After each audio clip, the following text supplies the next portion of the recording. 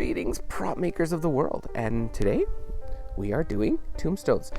This is not your typical styrofoam prop tombstone. This is the way I like to do props. It's concrete. And why would I make something that weighs 60 pounds out of concrete?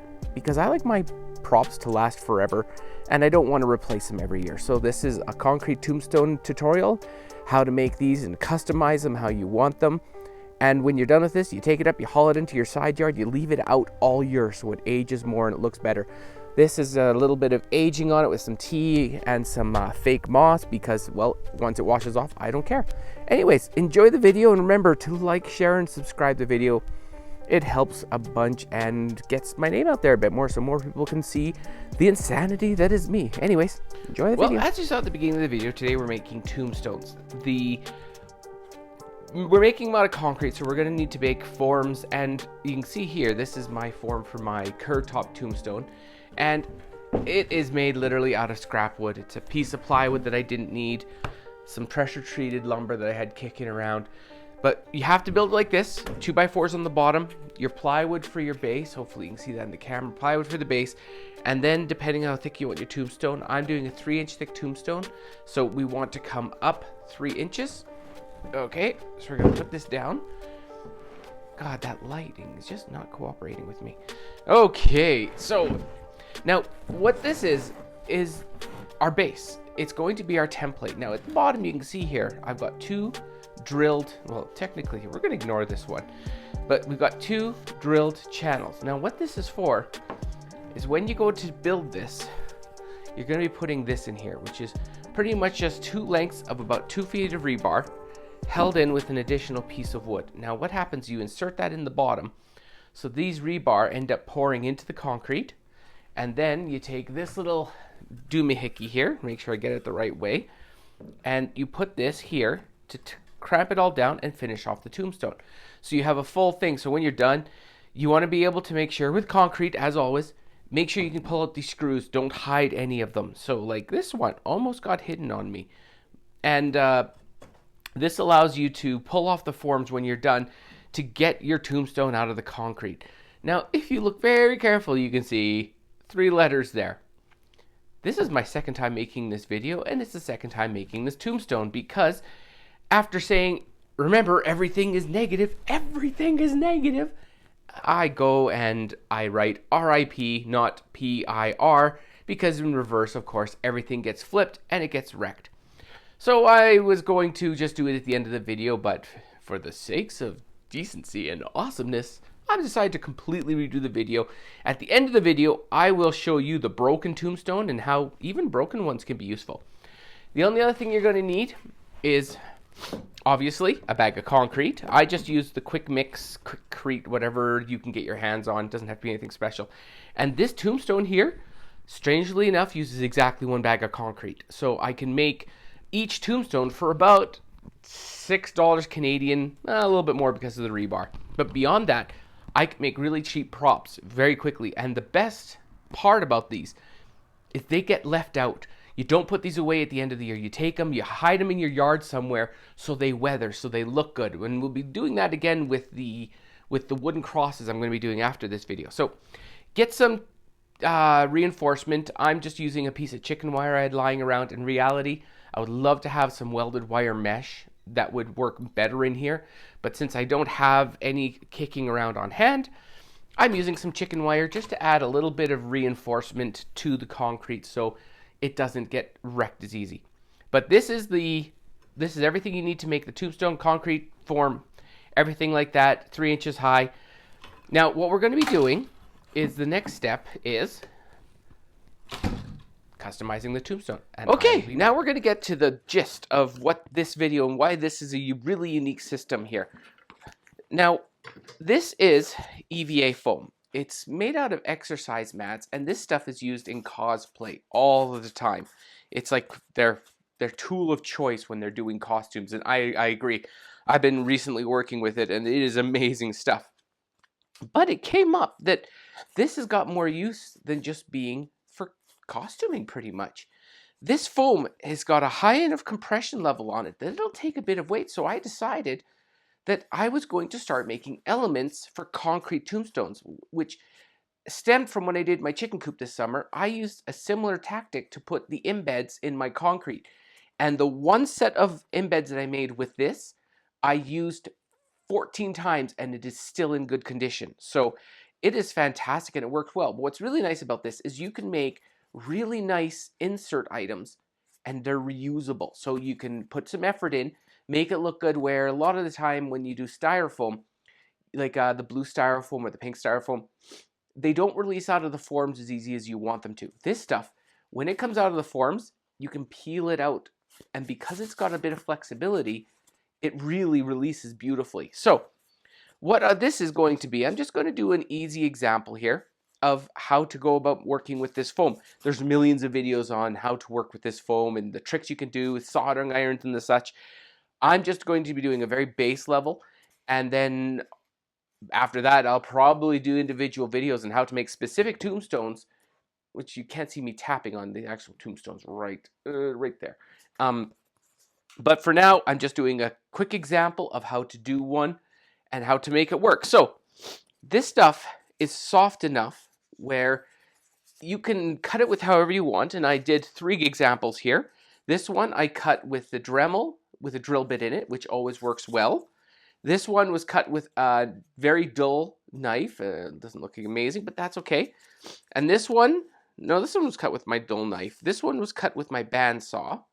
Dull knife, bandsaw, Dremel with a drill bit in it. Now, what's really nice about this stuff is it's carvable, it's moldable, but when we're all done, we're going to heat seal it with a hot air gun, because you want that the porousness to go away. So when you spray this thing, to keep it in the form that it doesn't stick to the concrete. Now, simple enough. Excuse the noise here because it's going to get a bit noisy.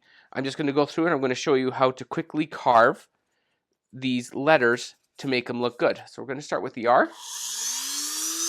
Always go with this direction of the Dremel. Never go the other way because it'll grab and it'll make your life miserable. So of course I'm trying to do this with one hand. See, and then you can go through, you can chamfer all these edges to make this look good. And this is just an example of what you can do. And you can see just how quick it actually goes.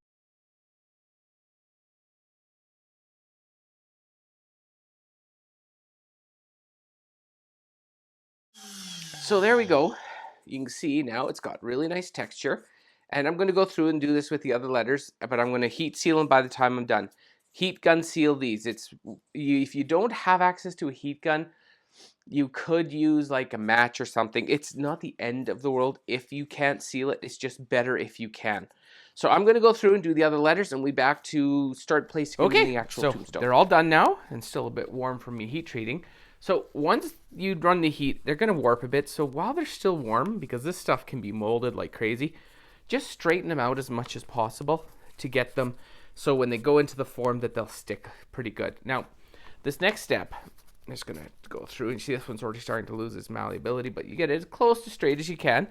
And then you get all of your pieces that you need to do your tombstone. This one I'm just doing as a very simple, straightforward, but the next one, maybe I'll do another video where it's a bit more complicated and showing what else you can do to make these tombstones fantastic, and even better, repeatable. So I'm going to move the tombstone over, and we're going to go over on how to get this. We've got our form back in camera view. I don't have the rebar sitting at the bottom here right now because we're working on the interior of this. So what you're going to need is you're going to need some spray glue, not the contact cement, because everything in here you want to be removable. And this stuff I find sticks enough that you can put it in and then remove it later. So grab your sacrificial spray board, flip it over to the back, keep your hand out of the way because this stuff is ugly. Give it a good spray. Well, not too much of a spray, but enough. And then, simple enough, in the form here, before I forget, there's a piece of vinyl flooring in here. You can pretty much use anything. You could actually just go straight to plywood, but you'll get the texture of the plywood through onto your tombstone. So do what you want there. Results may vary, but at very worst, just try, experiment. So now I'm going to take this. I'm going to place this in the tombstone. You want to leave a bit of space with features across from the top, so you're not right at the very, very, very top. Take this, push it down, and it'll bind pretty quickly to the surface. Okay? Now, gonna do the same thing with these ones, and then the rip. Bring this up. Give these a quick spray. And when you're all done here, these will just, once you finish pouring the concrete, these will pull right off of your finished tombstone. And it is, like I said, it is slick as heck. Just give it a second and it will stick. And even if it's not perfectly in place, you will find that little features add to the tombstones rather than just going, oh, that looks ugly. No, these things don't have to be absolutely perfect. If you find that they don't stick completely, you just need to grab some more glue and put it in there. So I'm going to grab the last letters now. We're going to flip them over. Give them a happy spray. There we go.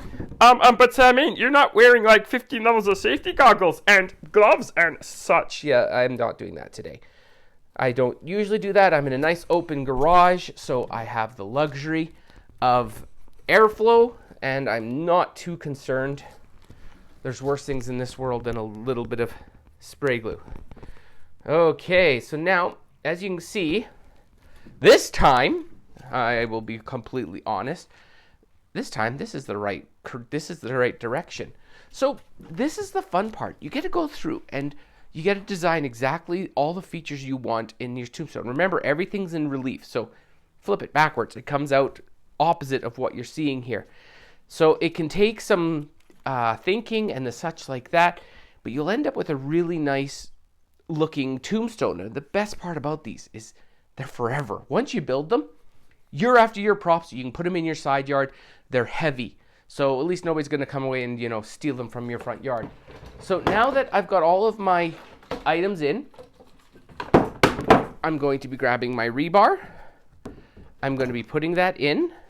I'm going to wait for this glue to dry to make sure that all of my elements stay down, because I don't want them to, once the concrete's on them, they're not moving anyways, but I want to make sure that they stick. And then I'm going to go through and I'm going to cut my chicken wire to make sure everything's reinforced. And once I'm done that, I will show you. Actually, I don't really have to show you mixing concrete because, that stuff's pretty straightforward. But 1 second, and I'm going to show you one other trick here.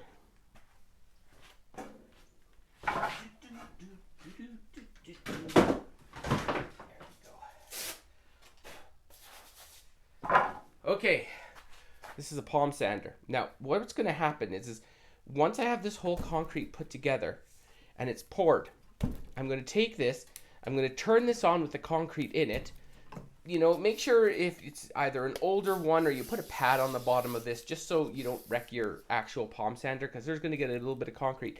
And you go brrr, and what it does is this oscillating sander causes the whole form to shake, and if the whole form shakes, all the concrete goes into little bubbles. If you don't have one of these, you can go old school and just use a hammer and tap it.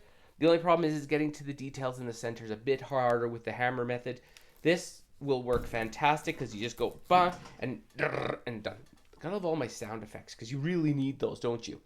So the next time you see this, it's going to be poured, and I will be releasing the forms to show you and how it comes out. So I will see you tomorrow. Shaky cam peoples. So this is the final form ready for concrete. You see that the top piece is in, the rebar is ready to go. I tied off my chicken wire to the rebar so it gives it extra support. Up here, I ran a wire to the middle just to keep this up. When I actually pour the concrete, I'm going to lift this up just gently to make sure it stays within the concrete element so it doesn't go near the front of there. The other thing you need to know is when you mix the concrete for this, mix it a little bit sloppier than you would normally. It compromises the strength of the concrete to a point, but for what we're using here, it does not matter. We can get away with a little less tensile strength on concrete. Otherwise, if you're pouring concrete, remember to follow the directions. Blah, blah, blah. Anyways, so I'm going to pour the concrete in this. You don't need to see me shoveling concrete. It's a Not a bad process, just takes a little while, and I will show you tomorrow when we go to release this, and we'll go over exactly how it is. And before, God, I need like a set of notes on my hands. Remember to tell everybody X. Once you've got everything in your form, take some oil, like a spray oil from your kitchen. If your wife doesn't catch you taking the spray oil and wonder where it is when she needs to make dinner, and spray this whole form. What it does is it acts as a release for the concrete so everything doesn't stick. So, yes, remember to oil your form. Oil form, very important. And remember, make letters backwards like I did here, because the first time I didn't. But I'll show you that one right away. Just 1 second here. And this here is what happens when you don't reverse the letters in the final. This looks all broken up because I realized about an hour after I poured it that I hadn't reversed the letters. So what I did is I actually broke out the concrete because I wanted to save the rebar here. And the concrete wasn't set yet, so you can see where it broke out on some of the details. But what I decided, I was like, you know what, if I'm going to break this thing out, I'm going to use this. I now have a broken tombstone for my haunt. So this is what happens when you don't do the right thing. And tomorrow I'll show you what it looks like when you do the right thing. Here's the final result. Pulled from the form, I stuck it into the ground just to get it so it can dry quicker. I'm going to be doing some effects to like some aging to this pretty quick here. You can see I had a little tiny bit of breakout here. That's because my foam climbed up into the concrete as it was setting. I just have to make sure my glue was better. I didn't glue it down enough and it popped up when I put the concrete in. So just have to make sure that doesn't happen. I'm beginning to think that maybe I should contact cement these in because you can scrape them off after, but you need a good bond so it doesn't lift. I did it on the R a little bit too, but other than that, all the lines are gorgeous. It turned out really nice, and you can see the back is perfect, and this thing looks like a real tombstone. So it's gone beyond just a straight prop, and you see it's got pretty good stability too with those two pieces of rebar in the bottom. So I'm going to do one more where I'm going to age this up, but you'll see that at the beginning of the video so you can see what it is.